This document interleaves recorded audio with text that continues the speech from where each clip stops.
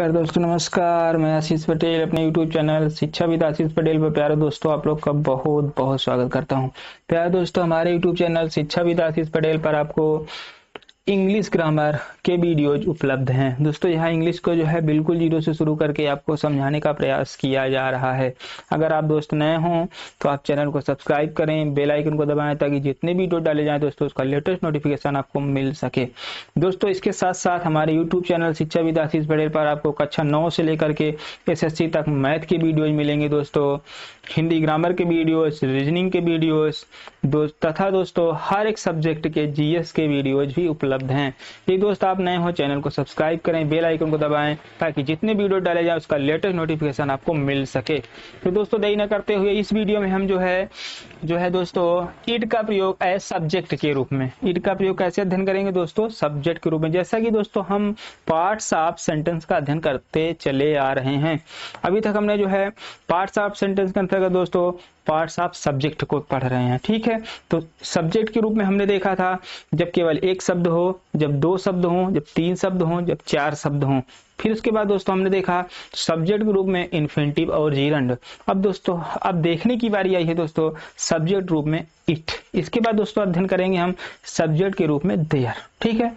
तो दोस्तों इट का प्रयोग आज हम देखेंगे कि सब्जेक्ट के रूप में कैसे होता है।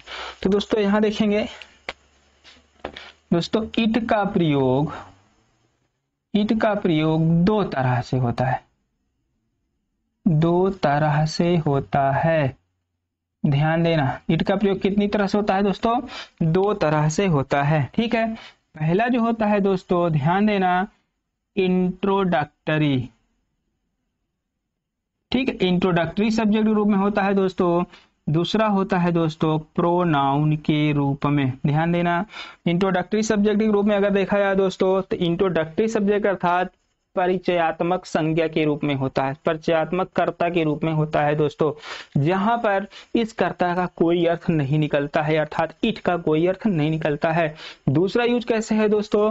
प्रोनाउन के रूप में है। प्रोनाउन मतलब आप जान रहे हैं ना, प्रोनाउन मतलब फॉर ए नाउन, अर्थात जो नाउन के स्थान पर यूज किया जाता है उसे प्रोनाउन कहा जाता है।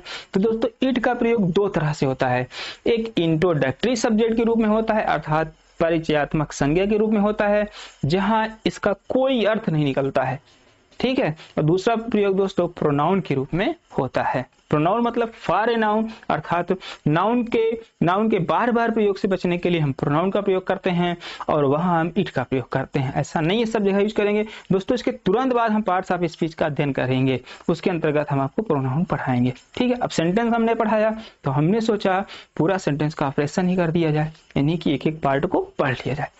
आइए देखते हैं दोस्तों, पहले आप पढ़ेंगे यहाँ इंट्रोडक्टरी सब्जेक्ट के रूप में, ठीक है। आइए चलते हैं, आप जो है नोट्स बनाते चलिए और नोट्स को पूरा करते चलिए। तो इंट्रोडक्टरी सब्जेक्ट ग्रुप में इट का प्रयोग, ठीक है दोस्तों। इंट्रोडक्टरी सब्जेक्ट ग्रुप में इट का प्रयोग जो है दोस्तों ध्यान देना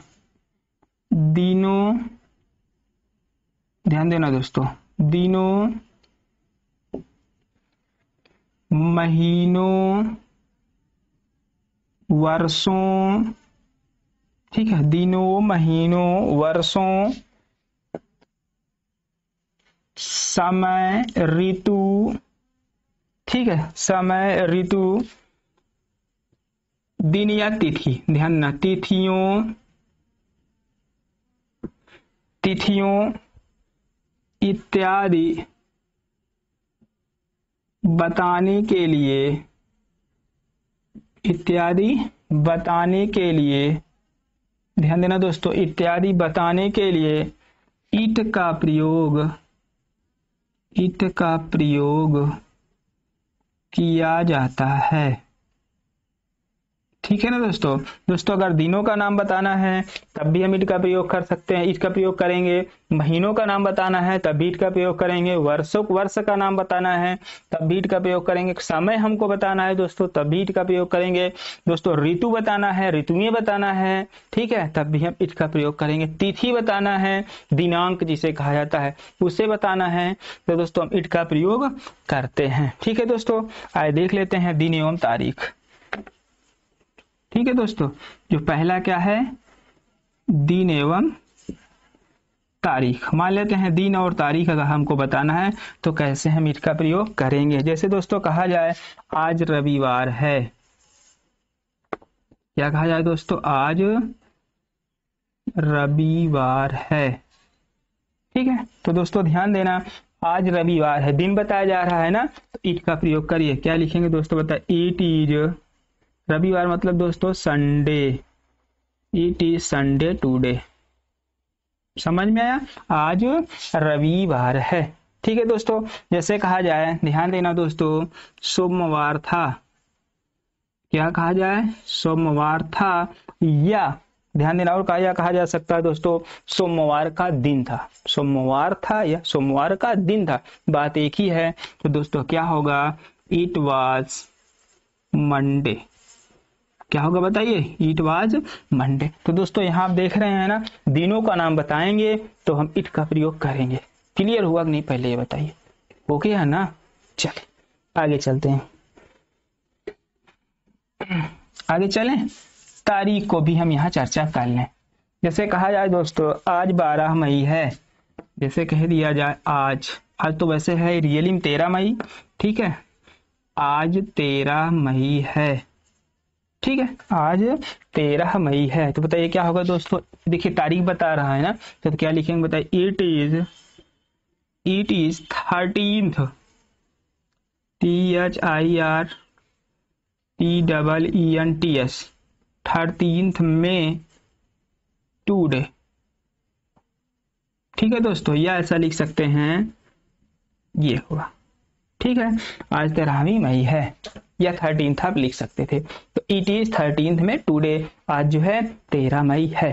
ठीक है दोस्तों, अब कोई भी तारीख आ जाए, ठीक है, या कहा जाए कि जो है कल 13 मई थी, तो it was Saturday, it was 30th में स्टरडे लगा देंगे। ठीक है, तो भूत में हो, भविष्य में हो, कुछ भी हो, लेकिन जब तारीख और दिन बताएंगे हम सहायक क्रिया को चेंज करेंगे और इट को नहीं चेंज करेंगे। तो उम्मीद है आपको समझ में आया होगा।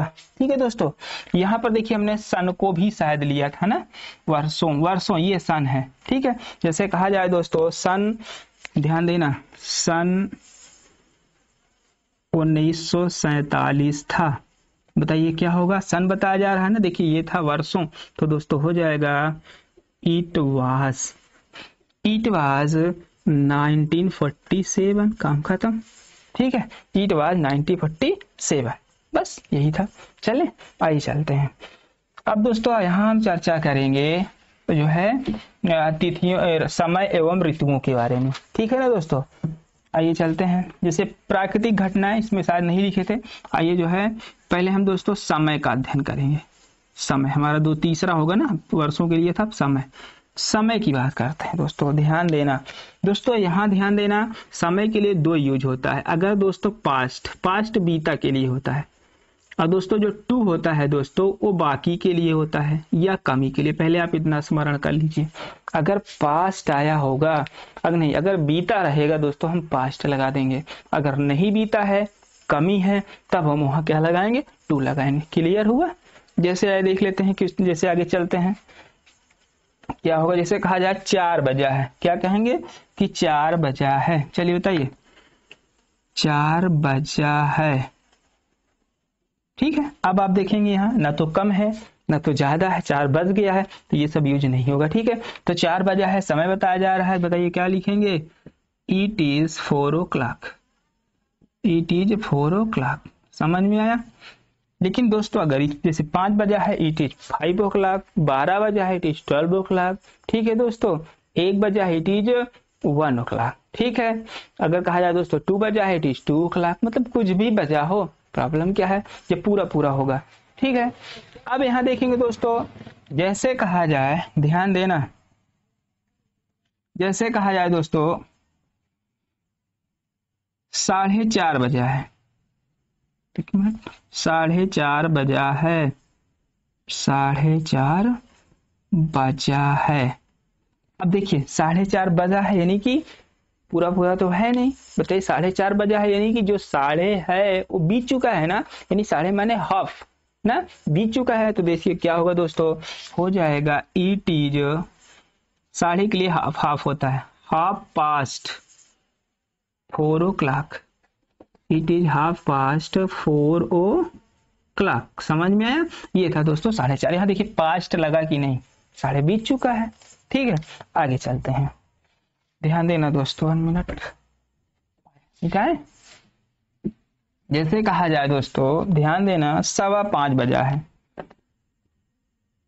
5:15 बजा था। ठीक है, तो दोस्तों क्या हो जाएगा, इट वाज। देखिए सवा के लिए क्वार्टर होता है, क्या होता है, क्वार्टर। इट वाज क्वार्टर,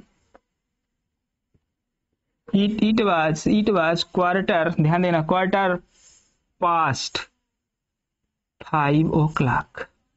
समझ में आया। ये आपका क्या हुआ, 4:15 बजा है। सवा माने क्वार्टर। ठीक है, सवा मतलब क्या होता है, क्वार्टर। अब क्वार्टर चौथाइया, क्वार्टर होता है ना, जो लोग क्वार्टर पीते भी हैं, होता है ना, क्वार्टर पौआ, ये सब है ना, वही चीज है। क्वार्टर मतलब चौथाई, पास्ट मतलब जो हाफ मतलब आधा। ठीक, वही चीज है।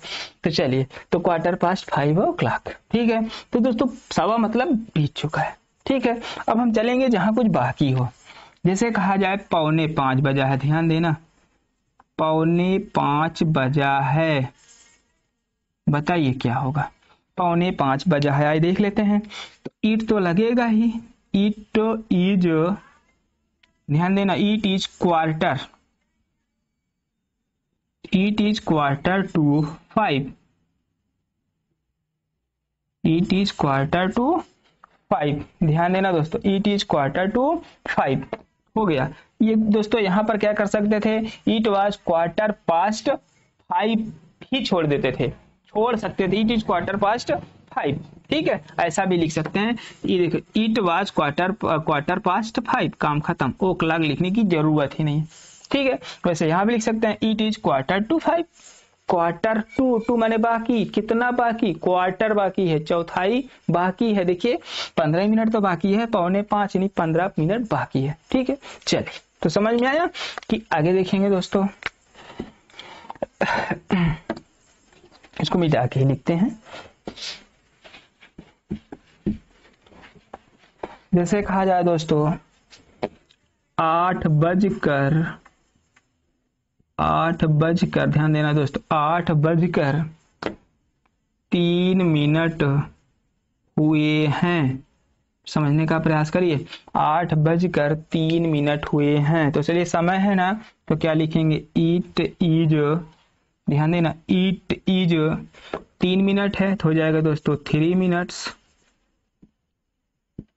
It is 3 minutes. देखिए बीत गया है ना, 3 मिनट्स पास्ट, ध्यान देना दोस्तों, it is 3 minute past 8:08।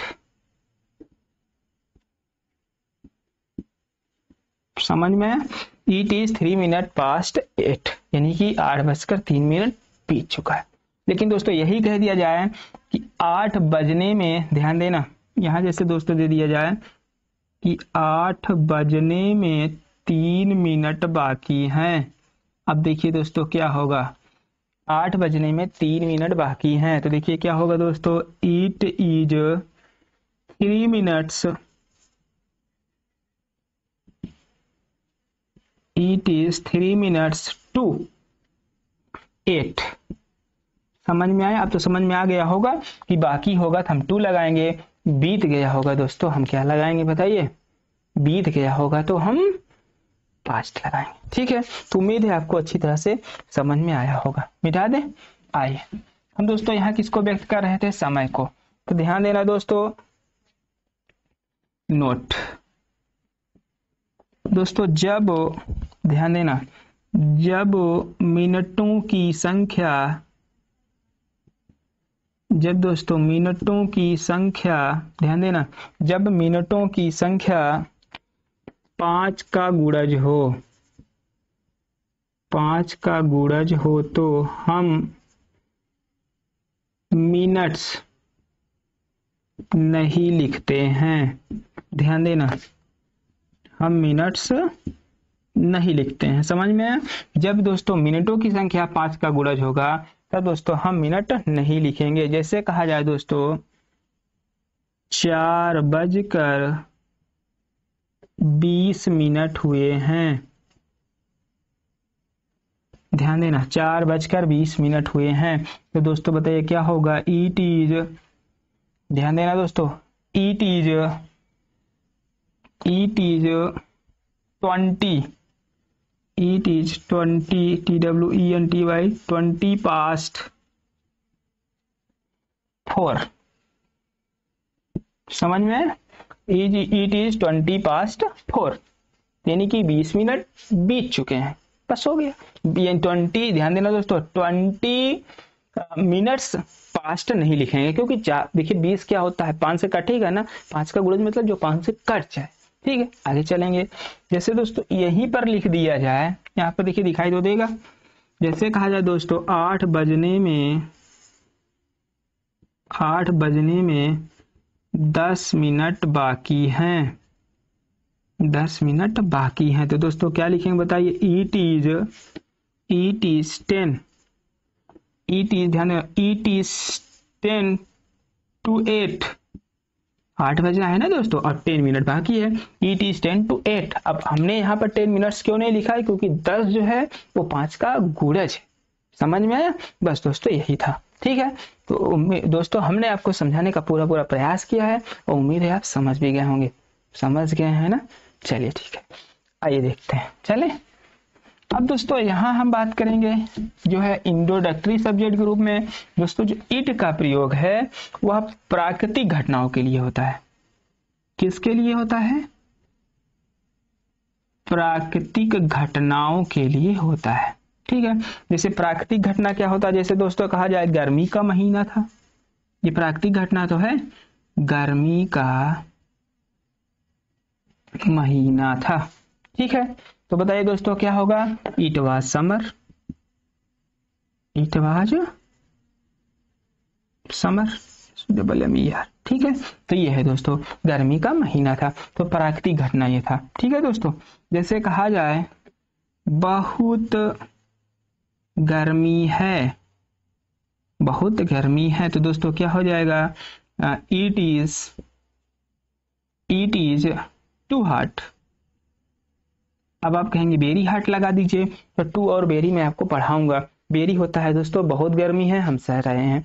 To hot मतलब हम सह नहीं पा रहे। ठीक है, तो इट इज टू हॉट। यही दोस्तों जैसे बारिश हो रही है, ध्यान देना दोस्तों, ये भी प्राकृतिक घटना है कि बारिश हो रही है।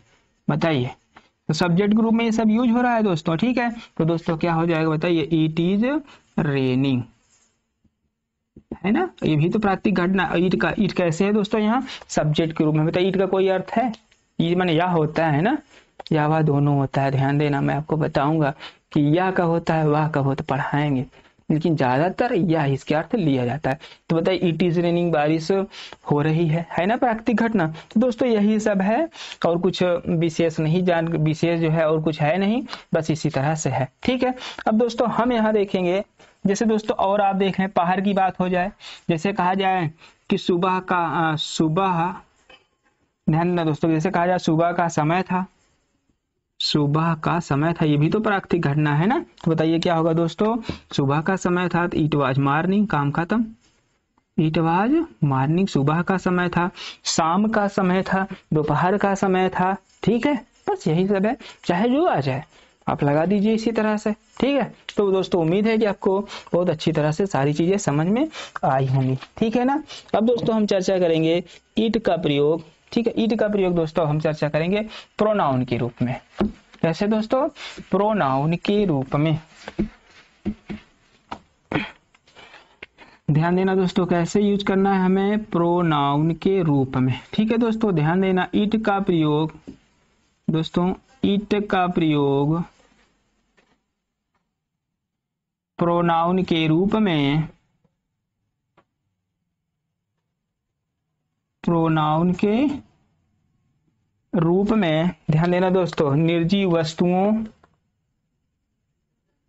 निर्जीव वस्तुओं, ठीक है दोस्तों, जानवरों, छोटे छोटे पशुओं, छोटे छोटे पशुओं तथा बहुत छोटे बच्चों के साथ किया जाता है। बच्चों के साथ किया जाता है। ध्यान देना दोस्तों, बहुत छोटे बच्चे अर्थात जिसका सेक्स ना पता हो, जिसका लिंग हमें पता ना हो। ठीक है, जैसे कहा जाए बच्चा रो रहा है, बताइए पता है लड़का रो रहा है लड़की रो रही है ना, यही चीज है दोस्तों। यही जब हमें लिंग उसका पता नहीं होगा, सेक्स के बारे में जानकारी नहीं होगी कि कौन सा ये है, मतलब फीमेल है कि मेल है, तब वहां इट का प्रयोग हम करते हैं। ठीक है, आइए देखते हैं निर्जीव वस्तुओं में। किसको देखेंगे हम? निर्जीव वस्तुओं के साथ। आइए, जैसे दोस्तों कहा जाए ही give me my English book. जैसे कहा जाए ही gave me my English book, उसने मुझे मेरी अंग्रेजी की किताब दिया। I love it, I love it so much, so much, मैं इसे बहुत अधिक पसंद करता हूँ। दोस्तों अगर आप ध्यान दें, इट किसे बहुत पसंद करता है? माई इंग्लिश बुक को। आया ना, माई इंग्लिश बुक बताइए निर्जीव तो है, किताब सजीव नहीं होती, निर्जीव है, लेकिन सजीव से ज्यादा काम करती हैं। आज किताबें न होती तो यहाँ खड़े ना होते। ठीक है, निर्जीव कहना वैसे सही बात तो है नहीं, लेकिन यहाँ पर कहना पड़ रहा है। ठीक है, किताबें बोलती हैं क्या? नहीं बोलती हैं ना, जानने चलती हैं नहीं हो चलती हैं, खाती हैं नहीं खाती हैं, तो बताइए जिनमें तो निर्जीव होती हैं। ठीक है, तो किताबें निर्जीव हैं। ठीक है ना दोस्तों, जैसे कहा जाए दोस्तों, जैसे कहा जाए here is your pen, here is your pen, please take it, please take it. अब बताइए दोस्तों, आप बताइए इट किसके लिए लगा? हियर इज योर पेन, यह तुम्हारी कलम है, ठीक है, और इसे आप लो, किसे लो? इट पेन को लो ना, तो ये पेन के लिए आया है। तो दोस्तों यही था कि निर्जीव वस्तुओं के लिए। ठीक है, आइए चलते हैं नेक्स्ट क्वेश्चन, नेक्स्ट की ओर। अब दोस्तों यहाँ हम देखेंगे एनिमल्स के साथ किया जाता है, जानवरों के साथ। ठीक है, एनिमल्स, जानवरों के साथ। एग्जाम्पल जैसे देखा जाए, the cow is useful animal, the cow is useful animal, गाय जो है उपयोगी पशु है। It gives us milk, it gives us milk, यह हमें दूध देती है। दोस्तों बताइए, गाय की बात किया गया ना, और जानवरों के लिए यहाँ किसका? देखिए ईट किसके लिए हुआ? कौन दूध देता है बताइए? गाय देती है ना। तो दोस्तों यहाँ देख रहे हैं ना कि गाय के लिए हमने किसका प्रयोग किया? ईट का प्रयोग किया। जैसे दोस्तों कहा जाए, आई हैव ए डॉग, मेरे पास एक कुत्ता है। It is very faithful, it is very faithful, या बहुत ही वफादार है। तो दोस्तों यहाँ कुत्ते के लिए क्या लगा? इट लगा। तो दोस्तों वही है कि जो है निर्जीव वस्तुओं और जानवरों के साथ दोस्तों किसका प्रयोग करते हैं बताइए? इट का प्रयोग करते हैं। ठीक है ना, तो ये है दोस्तों। और प्रोनाउन के रूप में भी यूज कर रहे हैं दोस्तों। काऊ एक नाउन है और इसके लिए इट लगा, प्रोनाउन हो गया। ठीक है, डॉग एक नाउन है दोस्तों, इट क्या है? प्रोनाउन है, क्योंकि डॉग मन नाउन के स्थान पर यूज हुआ तो प्रोनाउन हो गया। बस यही है। आगे चले दोस्तों, अब यहां देखेंगे दोस्तों, जैसे कहा जाए छोटे बच्चों के साथ, छोटे बच्चों के साथ में देखें, जैसे दोस्तों कहा जाए, आई सा ए बेबी एस्टरडे, मैंने कल एक बच्चा देखा। ठीक है, इट वाज क्राइंग, ये चिल्ला रहा था। अब बताइए बच्चे का तो कोई, जैसे आई सा a boy yesterday, he was crying, है ना, ही लगेगा। लेकिन यहाँ बेबी बच्चा है, उसका कुछ पता है, लड़का है कि लड़की, नहीं पता है ना, तो यहाँ हम क्या लगाएंगे दोस्तों? इट लगाएंगे। समझ में आया कि नहीं? तो वही दोस्तों, जहां हमें उसके लिंग का निर्धारण ना पता हो, लिंग का निर्धारण न किया गया हो, तो वहां हम इट का प्रयोग करते हैं। समझ में आया?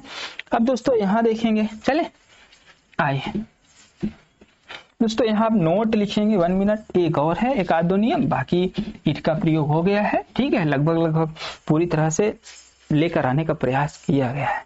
आइए देखते हैं दोस्तों, नाउन या प्रोनाउन पर जोर देने के लिए, जोर देने के लिए, ध्यान देना दोस्तों, जोर देने के लिए इट का प्रयोग होता है। जैसे कहा जाए दोस्तों, मैं ही तो हूं, देखिए नाउन पर जोर दिया जा रहा है, मैं ही तो हूं, प्रोनाउन पर जोर दिया जा रहा है। तो दोस्तों इसका क्या होगा, इट इज आई। समझ में, मैं ही तो हूं, तुम ही तो हो, तुम ही तो हो। ठीक है, तो दोस्तों क्या हो जाएगा, इट इज यू। अब आप कहेंगे हार लगाइए, इट के अनुसार लगेगा, वे ही तो हैं, वे ही तो हैं।